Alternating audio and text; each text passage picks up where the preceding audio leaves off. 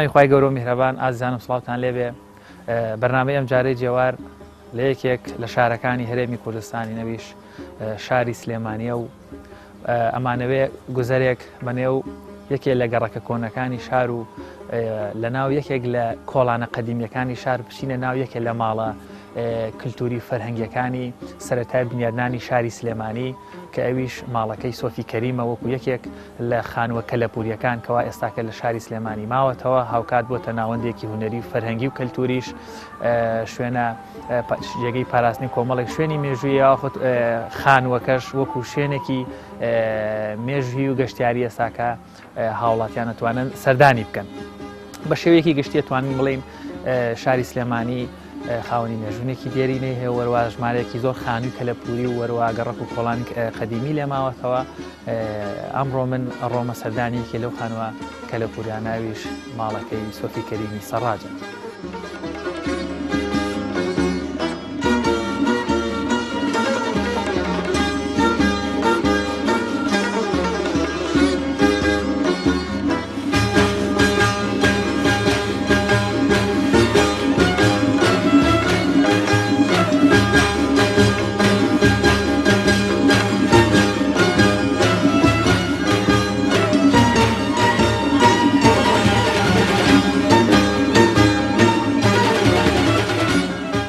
بێگومان ئەگەر ئاماژەیەک بۆ شوێنە جوگرافیایی ئێمە ئێستا لێوەساوی بکەین کە وتمان شاری سلێمانیە و ئێستاکە شاری سلێمانی سنتەری پارێزگای شاری سلێمانیە لە ڕووی جوگرافیاییەوە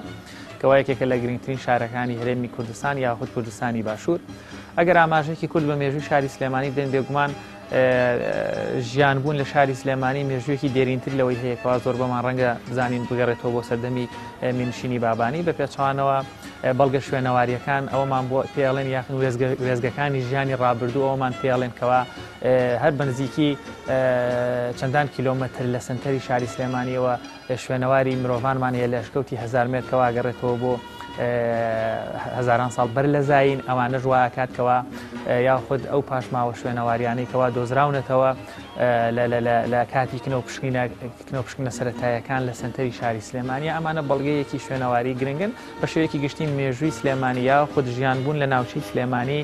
گەڕێتەوە بۆ 1000 ساڵ بەر لە ئێستەی تەمەن. بەڵام ئەوەی کە زۆر ڕوونە یاخود ئەوەی با بڵێن زیاتر باوە لە سەردەمی مینشینی بابانی وەکو یەکێک لە مینشینە گرنگەکانی کوردستان و بە تایبەتیش لە سەردەمی مەحموود پاشای بابان لە ساڵانی 1970 بە هۆکاری سیاسی و سەربازی ئەو کاتەی مینشینەکەی لە نێوان دەوڵەتی عوسمانی و با بڵێن دەوڵەتی ئەو کاتەی ئێرانیەکانە و ئەکات بیر لەوە بکاتەوە لە سەرای حکوومەتەکەی لە قەڵای چوالانەوە بگوازێتەوە بۆ نزیک گوندی مەڵکەندی لەوێ سەرای حکوومەتی بابانی دابمەزرێنێت و وامەژوا کات میری دوای ئەوکەوە ئیبراهیم پاشای بابانە لە ساڵانی 1970 دەست بە بنیادنانی شاری سلێمانی بکات یاخود ئەو شارێکەوە ئێستاکە فراوان بۆ وەروە لە ساڵانی 1984 بە یەکجاری لە قەلای چوالانەوە مرکزی دەسەڵاتی مینشینی بابانی ئەگوازێتەوە بۆ شاری سلێمانی. هەر لەو کاتەشەوە شاری سلێمانی ئەبێتە شارێکی گرنگی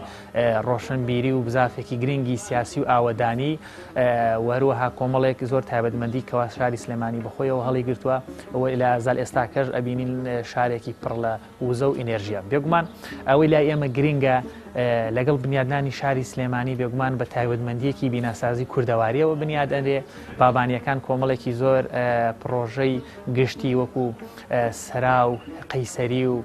حەمام و کۆمەڵێکی زۆر بینایی گشتی لە شاری سلێمانی بنیاد دروستەکەن وەروە ئەو خانوانشکەوە لە شاری سلێمانی بنیادراون بە شێوازێکی بیناسازی کوردەواری کوردانە دروستکراون. بەم شێوەیە لە ئێستادا بەشێکی زۆر لەو خانوانە خۆشبەختانە بەشێکیان بە باشی پارێزگاریان لە یەکرێ ماونەتەوە ئەوە بەداخەوەش بەشێک لەو خانوە کەلەپوریانەش کەوای سەرەتاییترین و جوانترین نمونەی بیناسازی کوردی چ لە سلێمانی و چ بە هەموو هەرێمی کوردستان لەبەرەوەی مڵکی گشتینین مڵکی تایبەتن و لە میراتیەوە لەن هەر شوێنێکەوە بۆ خاوەنەکانیان مابێتەوە تێگەدرێن ئەڕوخێنرێن و یان خود ئیهمال کراون و یان بە بیناین و یەکرێنەوە بەشێکیان حتا ئەکردنە گۆڕۆپانی وەستانی ئۆتۆمۆبیلەکان. ئەمە تا ڕادەیەک مەترسی لەسەر وێرانبوون و لە ناوچوونی خانووە کەلەپوریەکانی شاری سلێمانی هەیە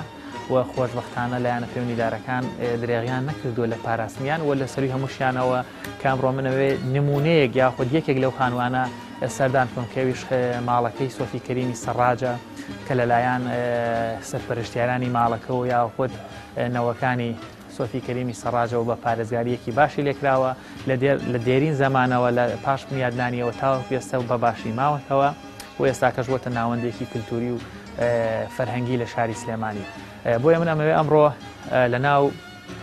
شاری سلێمانی و لە گەڕەکی سامونکەران لەم کۆڵانە قەدیمیەوە بچمەوە ناویەکێ لە خانوە قەدیمیەکانی شاری سلێمانی ئەویش ماڵەکەی سۆفی کەریمی سەڕاجە.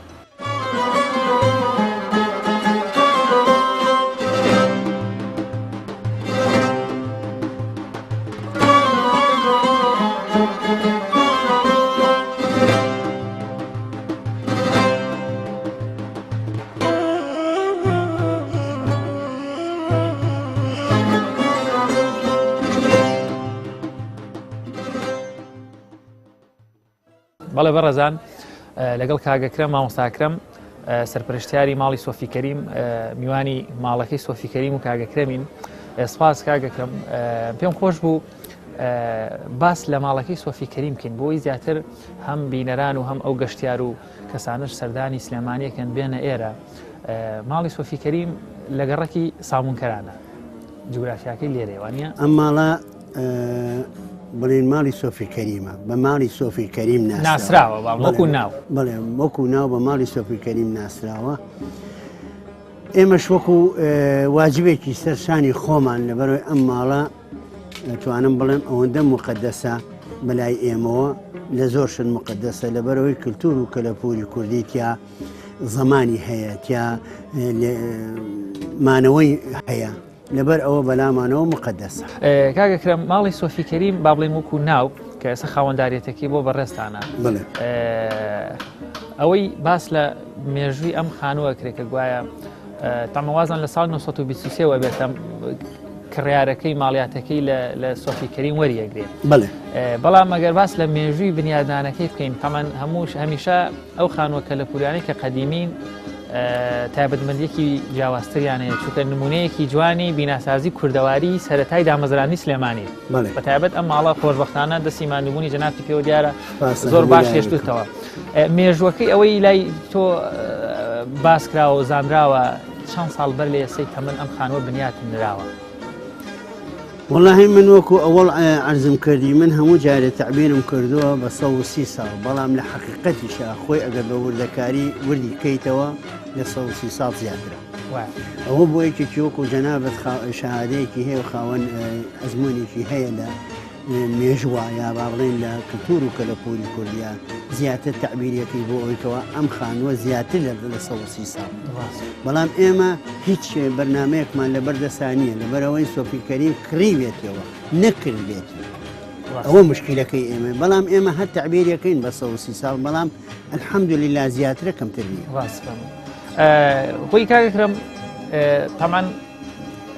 کە باس لە مێژووە کرێ بەڕاستی من کە پێشتریش ئەم خانووەم بینیوە وردومەوەتەوە لەی ئەمە ڕای منە، ڕەنگە واش نەبێ، بەڵام پێم وایە ماڵی سۆفی کەریمی سەڕاج ئەو پێکهاتە بیناسازی کە ئێستا هەیەی تامن بەوەی کەوا نابێ بیشارینەوە ئەم نوع لە بیناسازی لە دەورانی خۆیان بنیادەنێ بیناسازی کە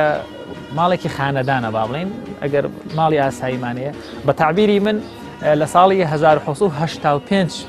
هێن بڵێم 1950 بەرە و سەرەوە بێ بنیادرابێ، من پێم وایە قەدیمتر بێت لە 130 ساڵ. ئەتوانم بڵێ من تێیدی قسەکەی جەنابەت دەکەم بە حکمی ئەوەی تۆ ئەزمونێکت هەیە لە شتی کۆنەوە، بەڵگەی زانستیمان هەیە نوعی ئەو خشت و کەرکوچەی کە خانووەکەی پێ بنیادراوە لەگەڵ نوعی تیرازی بیناسازیەکەی. تەمان کە نمونەیەکمان هەیە ساڵی 1920 مستەر ریچ کە گەڕیدەیەکی بریتانیە تە سلێمانی 30 ساڵێکە سلێمانی دروستەوێ باسی نوعێک لە خانوومان بۆکە لە شاری سلێمانی، ئەڵێ خانوویەکی چوارگۆشەیان دروستە کرد و لە ناوەڕاستیا خانووەکەیان بە دوو ئەیوان دروستە کرد، لە خۆر هەڵاتن و بۆ خۆراوا بوون خانووی لەسەر بوو و کاتە تەمان خۆمان نەزانین جانان لە هاوینانە ئەچوینە ئەو هەیوانەی کە پشتی لە خۆر بوو و لە زستانانیش ئەو هەیوانی ڕووی لە خۆر بوو، بەڵام ئەم جۆرە لە بیناسازی و بە تایبەتیش لە دوای ئەوەی کە سلێمانی تۆزێ خۆی ئەگرێ ئەبێتە حاڵەتێکی شارێک بەرەو پێشکەوتن ئەڕوا 30 ساڵێک 50 ساڵێک دوایەوەی سلێمانی ئیتر لەلایەن بابانیەکانەوە بێتە مرکزێکی باشی حکومی حملەیەکی اقتصادی باش لە سلێمانی دروستە بێ کرانەوەیەکی باش لە سلێمانی دووسە خانووی گەورەتر دروستەکرێ جا ئەم نوع لە خان و بیناسازیانە تقریباً ئەتوانم بڵێم 50 بۆ 70 ساڵ دوای بنیادنانی سلێمانی کە شاری سلێمانی وەکو مرکزی دەسەڵاتی بابانیەکان پێگەیەکی باش وەرەگرێ وەروەها گەشەیەکی ئابووری باش لە ناوچەکە هەیە و ئستیقارەتێکی سیاسی لەو مەقطعە هەیە کە زیاتر دەسەڵاتی بابانی لەگەڵ عوسمانیەکان جۆرتر دەبێت و کێشمە سیاسیەکان لە ئێران سەفەوی ئەگۆڕێ بە قاجاری ئەوانە تۆزێک وەزعەکە هێورتر دەبێتەوە بۆیە حملەیەکی زۆر لە خانومان هەیە بیناسازیەکان ئەگەڕێتەوە بۆ ئەو سەردەمەوە من بەڕاستی ئەمە ڕاستە لێرە میوانین بەڵام حکمی عیشقمان بۆ پیشەکەمان پێم وایە ماڵی سۆفی کەریمی سەراج بە تەقریبیش بیڵێن لەسەر ئەو بنەما زانستیانە و بیناسازیەکەیە 150 ساڵی قەدیمتر بێت من لەوانە سپاسی جەنابە دەکەم بەڵام ئەوە ئەتوانم بڵێم وردە کە ئێرە بەم نوعیلات وەکو جەنابە باسیەکە دەستکاری کرابێ یا با بڵین کابرا دۆ هەیوانێکیە کرد زۆر پێش کوڕ بوو بەڵام ئێستا سێ قاتیەکە ئەمە لە زۆربوونی ئینسانەکانەوە. زۆر باشە چه 130 ساڵەکە بێ و چه 150 یا قەدیمتریش بێ کە بێگومان قەدیمترە و وەروها خۆشبەختانە بەڵگە شوێنەواری بیناسازەکانمان پێڵێن ئەوە لەوە ناشارێتەوە کە ماڵی بە ناو سۆفی کەریمی سەراج بڵێن لە ڕووی ناوداریەوە کێسەش خاوەنددارێتەکەی بەڕێستانن ماڵێکی کەلتوری فەرەنگیە لە ئێستاە ئێرە بۆ ئەوەی بەڕاستی چکە زۆر قورسە بتەوێ ماڵێکی کەلتوری بهێڵیتەوە من لە کۆڵانەکانی ترەوە هاتمە ئێرە خانووی زۆرم بینی ڕووخاوە هۆکاری ئەمانە چی بۆچی ئەم خانوانە ئەڕوخێن بۆ قورسە ئیدارەدانی شوێنێکی خانوو کەلەپوریان با مەنایەکی تە بڵین هۆکاری چیە زۆربەی خانووە کەلەپوریەکانی شاری سلێمانی خەریکە لە ناوەچن وڵا هۆکارەکەی یەکەم قورسە بەڕێوەبرنەکەی زۆر قورسە چکم ئەتوانم بڵێن ئەرکێکی مێژوویە لەسەر شانە بۆچی ئەرکێکی مێژوویە لەسەر شانە تۆ نابێت بیر لەوە بکەیتەوە کە تۆ لێپرسیاوێکی کللتور و کەلەپوری کوردی لە پێناوی مەسلحەتی خۆتا هەموو شتێ بکەیت هەموو شتێک بکڕی بفرۆشی تۆ کە لێپرسیاوی کللتور و کەلەپوری کوردی بووی ئەتوانم بڵێم ئەمە مەسئولیاتێکی لەسەر شانە مەسئولیاتەکە هەرهی تۆ نییە هی نەتەوەیەکە ئەم نەتەوەی من هەموو جارێ ئەتیبارم کردو بە 100 ملیۆن هەچەند خەڵگەڵێ ئەوە بەڵام بۆ نمونەیەکی بەسیت بۆ بازەکەم جاران کێ لە بیری بوو خەڵک لە فەڵەستینەکەکە خەڵک ئەیگو ئەی احتراممەیەگو چۆن خەڵگەگاتە فەلەستین چۆن خەڵگەگاتە ئەمریکا ڕاستە وایە وڵا بەداخەوە ئەو گرفتانە حەقا بەڕاستی لایانی پەیوەندیدار دەفعێکی مادی ئێوەمانان ئەو نوع لە ماڵ و لە شوێنانەیە چکە بەڕاستی ئەم شوێنە ئێستاکە وەکو هاوشێوەی خانوەکانی تر ئێمال بکرایە بێگومان ئەڕوخا کە ڕوخاش ئەبێ لا بچێ بێگومان ئەگەر عەرزەکەی بە مادە حسابکەین ڕەنگە زۆرتر لەو لە ڕووی مادی و قیمەتەی کەوا ئێساکە ئەوەی تۆ لێرە ئەو پرۆژەی دادناوە بکە بەو هیوایین لایەنە پەیوەندیدارەکان بەڕاستی ئاوڕێکی جدی لەو وێزگە کەلەپوریانە بدەنەوە لە شاری سلێمانی هێچکە بەڕاستی ئەگەر بێت و دەفع نەکرێن بەلەو لە ناوچوون چەند پێم وانە لەسەر مەسئولیەتێکی قورس ڕەنگە ئێوەمانانیش تا حدێک بتوانن ئەو مەسئولیەتە وەرگرنیتر وڵی تەبعاً من ئسپاسی شعورە دەکەم و هیوادارم کوردەواری خۆمان ئەڵێ هانام و دەمت تێگەی ئەوانە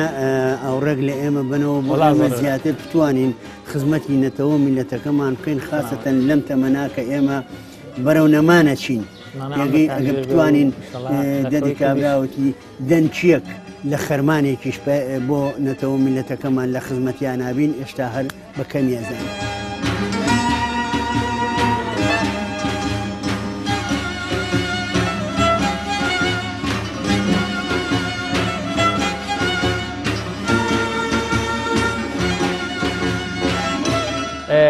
کاکرم پێم خۆش بوو باس لە پێکهاتەی بیناسازی ئەم ماڵەی سۆفی کەریم بکەین ماڵەکە پێگاتەکەی چۆن یان باڵێ نەخشەکەی چۆنە هێڵکارەکەی چۆنی ئێستا ئەوەی ماوەتەوە ئێستا هەیە ئەمەی ئێستا هەیە ئەمە با بڵێن مەساحەکەی 500 مەتر شتێکەمە بڵێ پێک هاتووە لە دوو نهۆمی ینی بەڵێ دوو نهۆمی سەرەوە کللتور و کەلەپوری تایە ئێستاکە بەڵێ ئەحاڵیەن ئەمە پڕمان کردو لە شتی کللتور و کەلەپوری هەمووشی خۆت کۆت هەمووشی خۆم کۆم کردێتەوە چکم من تقریبان 50 ساڵە کۆکەم قاتی بڵێن نهۆمی خواریشمەوەمان لەبەرەوەی کە ئێستا بەرەو زستانێکی نیازستانە پێگەی کردومانە بە چێشخانەیەک کوردەواری چێشخانی کوردەواری هەموونەوە ئەخواردنێکی کوردەواری تایە یعنی هەر لە پاڵ خەمی پاراستنی کەلتورەکە خەمی خواردنەکانی شفاردووە ئێمە توانم بڵێم ئێستاش ئەو خواردنانەی قەدیم تا لەزەتێکی زۆرتری هەبوو لەوەی ئێستا وەڵام من نایشارمەوەرە بە دەرفە دەزانم هیوادارم خەڵکی بن لەو خواردنە کوردەواریە بخۆن دەستان خۆش بێ شتێکی باشە بەس ژێرخانی نییە خانوەکە بەگشتی دوو تەبقەیە خۆی تەبقەی خوارەوە هەر بە ژێرخان حسابە بەس با ئێستا با بڵێن هەر قاتی یەک و قاتی بەڵێ قاتی یەک و قاتی هەموو خانوەکە بە خش دروستکرا هەمووی بە خش دروستکراوە لە ئێستاشا هەر وازام زۆر گۆڕانکاری لە هێڵکاریە کۆنەکەی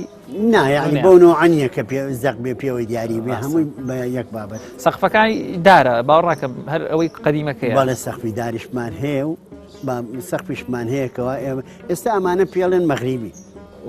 بەڵام ئەو وەختە مەغریبی نەبوو هەر دارە کوردەواری دارە کوردەوارەکە هەبوو وەردارە سادەکە هەبوو گەلێ جوانتریش بوو بەخوا لە ئێستای سەختی وەڵام یەکمان بڵێ ئەگەر بچینە ناو با بڵێن هۆمی سەرەوە کە شوێنی هەڵگرتنی کۆمەڵێکی زۆر کەلەپور و وەسایلی کوردەواریە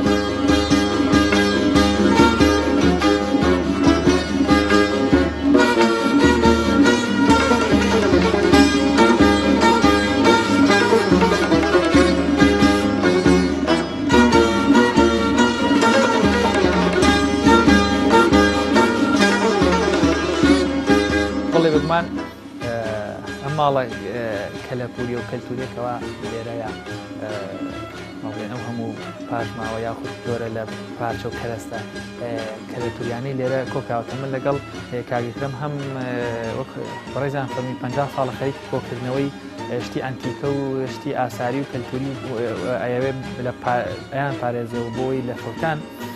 نەفوتین لە فەوتان بیان پارێزی ئەمە لەگەڵ ڕێزیانە پیاسێک بەناو ماڵە کەلتوری و شوێنە مێژویەکە ئێرەیەکەین ماوە ساکرم کاگەکرم پێت خۆش بێ چ شتێک لێرە مەسەلەن هەیە یان چەند جۆر شت لەم خانووە تۆ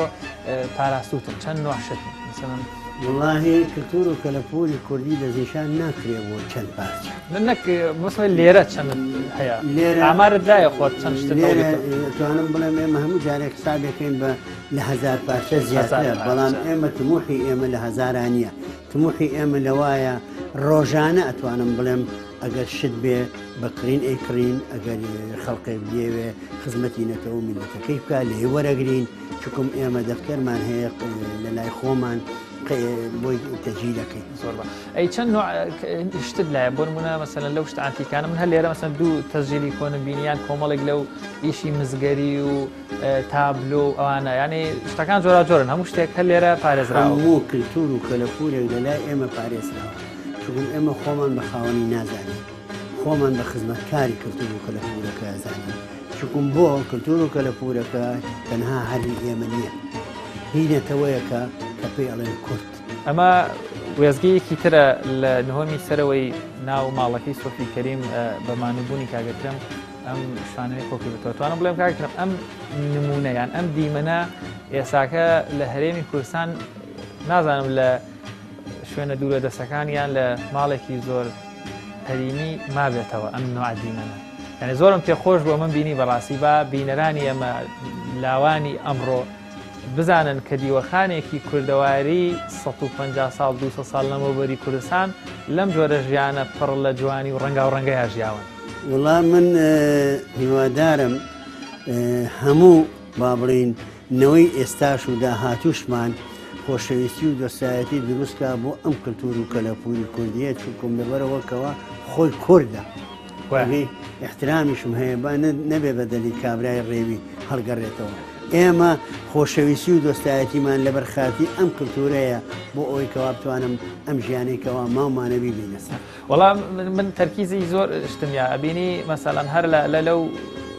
تەمسیلەی کەوا تەمسیل لە ئافرەتێکی کوردەکە جلوبەرگەی چەندە سەنگین و سەلارکی لا دێ یان ئەو جۆرە لە ماڵ و نەخش و ئەو ژیانە سادەی کە پڕە لە جوانی و پڕە لە ڕێز و محیبەت و هەر سێری دیمەنەکەیەکی ڕێزی گەورە و بچووکی و احترامات و ئەو شتانە یعنی زۆر دیمەنێکی جوانە بۆ هیوایم هەموو کەس بێ ئەم نوع دیمەنانە یاخود ئەو ژیانە سادە سەبای پێشکەوتنی ڕۆژ تەکنۆلۆژیا ڕۆژ بەڵام هەر خەڵک هیچ دەروونە سادەکەی بمێنێتەوە ئاڵگۆڕی تێنەکە والله هەتا ئێمە من تەمان وەکو بیدایەت عەرزم کردی هەتا ئێمە ئەو دەروونە سادەیە بمێنێتەوە ئەتوانم بڵێم پێشکەوتنیەکە بۆ کلتور و کەلەپورەکەمان.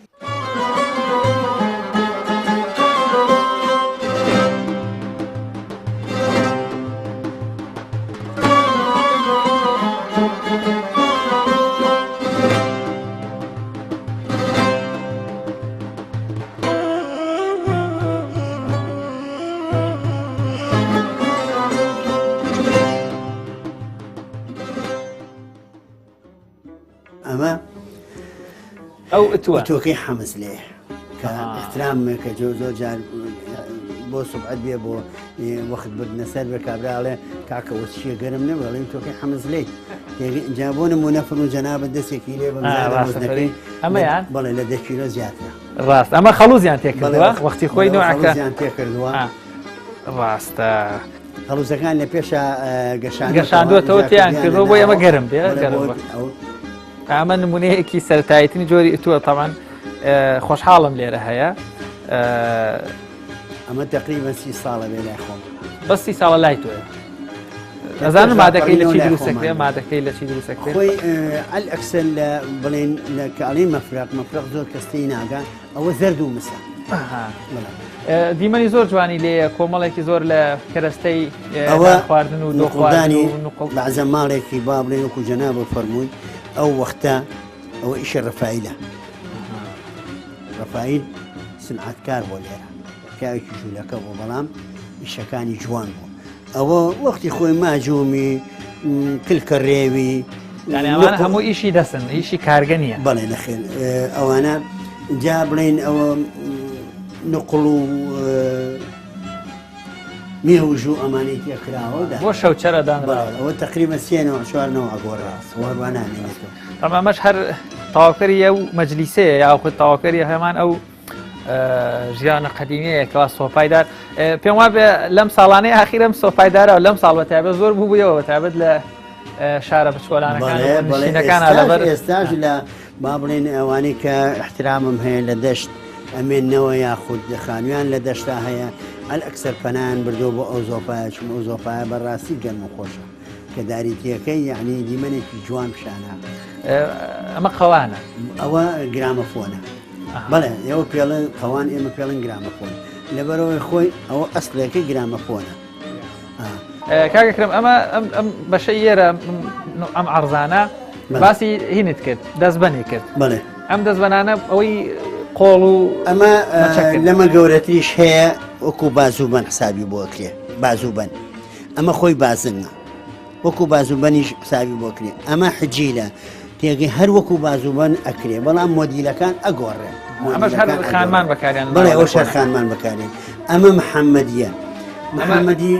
هەچ مناڵێک تقریبا خۆشەویست بواە با بڵێن بەنەوەعێک وایە محەممەدیکیان بۆ کرد بە زیو بۆچی بۆ ئەوەی بڵێن لە چاو نفوس بە دوور بێ محەممەدی هەر لە ناوی با بڵێن پەیامبەری ئیسلامەوە بڵێ ئەمە خۆی نووسراوە ئەگەر بەوەی جەنابەت ڕاستە نووسراوە ئەڵڵا وایە هینێکە تابیرێکە لە دوعای خێر ئەوە لەو زنجیرە ئیشی جوولەکەیە هەموو ئیشە دەستیەکانی ئەوان زیاتر کردویانە ئەوە زیوە زیو ئیشی زیو ئەمە زوڵف شۆڕە بۆ بە کڵاوەکان ئەو بەدوونەوە عکرا بەدوونەوە عکرا بەنەوەی دەکرێ بە کڵاوە و بەنەوەی دەکرێ بە پرچەوە تێگەی چون هەموو کە تا من ئەو وەختە زیاتر وەکو ئێستا نەبوو تێگەی احترام وەک دەلاکیی پێوەنێڵێ تێگەی ئەوە وەختە پرچی هەبوو پرچەکەی یەکێک لە پێشەوەدانەیەکێ لە دووە ئەمە بانپۆشینە بانپۆشین هەم وەکو لاگیری حسابی بۆ کرێ هەم پێڵەن بانپۆشین بانپۆشین بۆ چییە با بڵێن لە کە ئەچوو بۆ بڵێن بۆ ماڵێ بەنەوعێک بێ سەرپۆشی یا بەسەر ئەو وەختە سەرپۆش دەوری بوو لە پشت سەرپۆشەکەەوە ئەیا لەسەری بۆیە پێڵە بان پۆشی لەسەری سەرپۆشەکە ئینجای بڵێ سەر بانپۆشەکە نەما سەرپۆشەکەش نەما ئەمانە هەمووی ڕاست ئیشی جوولەکەیە ئیشی دەستن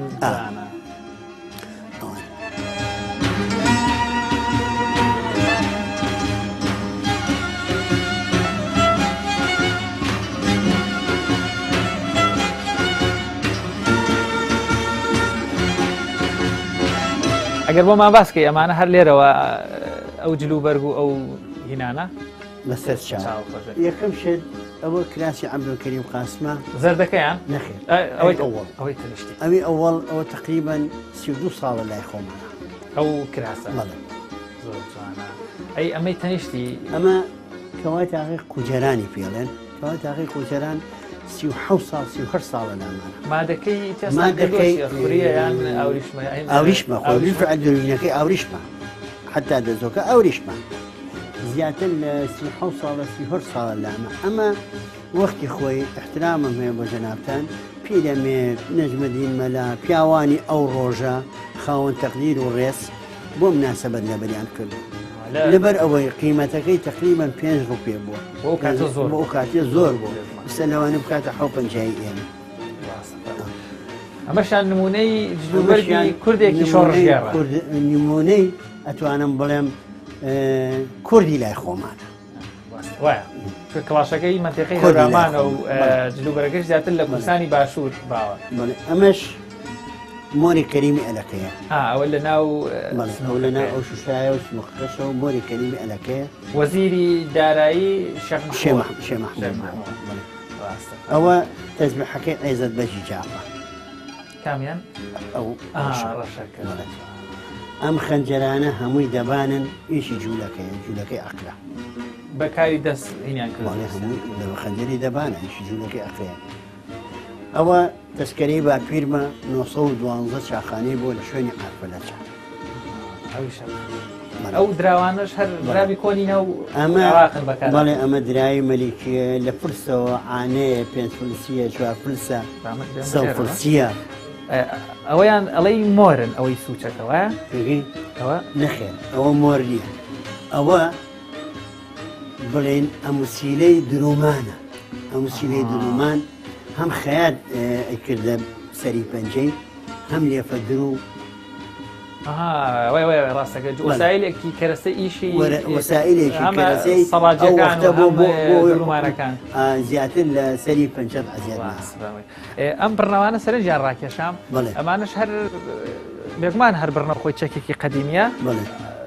پێم وا بە ئەمانش هەر هی سەردەمی شێخ مەحمووانە ئەویان بڕنەوە ئەویان یانزەتیرە ئەویان ئەمە ماهێرە ماهێر حدودی تقریبا ئینسال 100 ساڵ تەواو ئەوەیان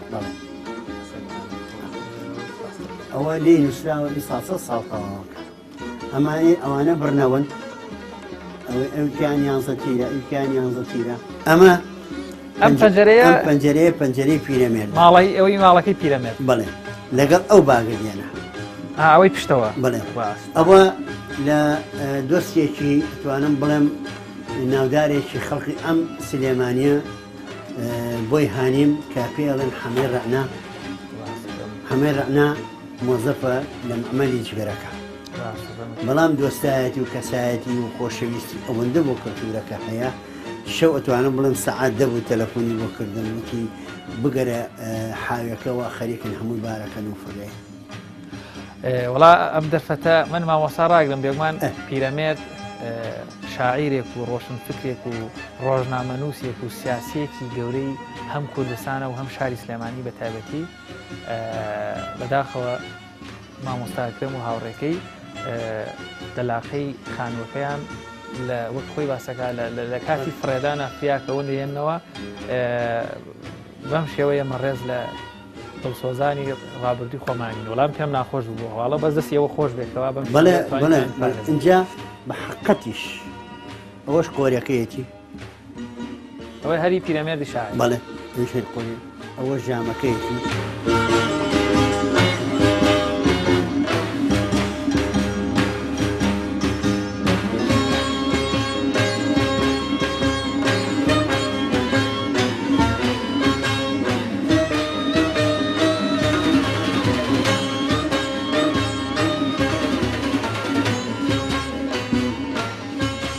بەڵێ بگومان وەک باسمان کرد باسمان لە مێژووی سلێمانی و وەروەها نوعی لە خانووکە لە پوریەکان کرد وە لێرەشا ماڵەکەی سۆفی کەریمی سەڕاج وەکو یەکێک نمونەیەک لە بیناسازی قەدیمی شاری سلێمانی و هاوکات لەگەڵ ئەوەش هەم خودی بیناسازی ماڵەکەی سۆفی کەریمی سەڕاج قەدیمیە ئێستا کە لە نهۆمی سەرەوە بەشێکی زۆر کە لە پور و وەروەها کەرەستەی قەدیمی و تەمەنیان سەر و 100 ساڵ و یان باڵن کەرەستەی دەگمەن و نەختینەن کەوا ڕۆژگارێ بەکارهاتن ئێستا بەکار ناهێن لەوێ کۆکراونەتەوەکەوە وەکو جۆرێک لە نمایشگایەکی جۆرێک لە پێشانگایەکی کەلتورین نمونەیەکی چکۆلانەی مۆزەخانەن ئەگەر بەو هیوایان هەر بەو پارێزراوی بمێنێتەوە یا خود دەرفەتی باشتر دروست بکرێتەوە ئەو شوێنانە بە شێوازێکی زانستی تر و باشتر جێگەیان بۆ بکرێتەوە یا خود شوێنەوار ناسان مێژووی دۆستان بێن سەرداریان بکەن ئیشیان لەسەر بکەن بە شێوەیەکی گشتی توانین بڵێن ماڵەکەی سۆفی کەریمی سەڕاج کە کەوێتە ناو شاری سلێمانی لە گەڕەکی سامونکەرانایە نمونەیەکی جوانی خامی کوردەواری کۆنا و لەگەڵ ئەوەشا ئێستاکە بۆتە شوێنی کۆکردنەوەی ڕێژەیەکی زۆر کە لە پور و وەروەها شوێنی شوێنەواری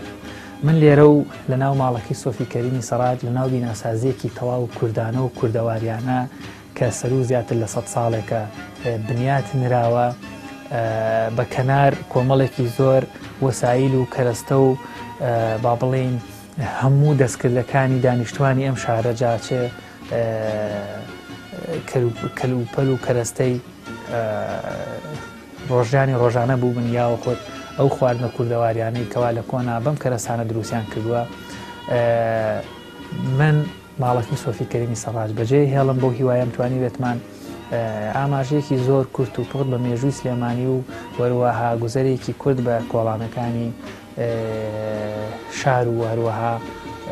سەردانێکی کورت و پوختی ماڵەکەی سۆفی کەریمی سەڕاجمان کردبێ تا پرۆگرامێکی تری بەرنامەی جێوار هەر شاد و کامەران بن بەخواتان ئەسپێرم.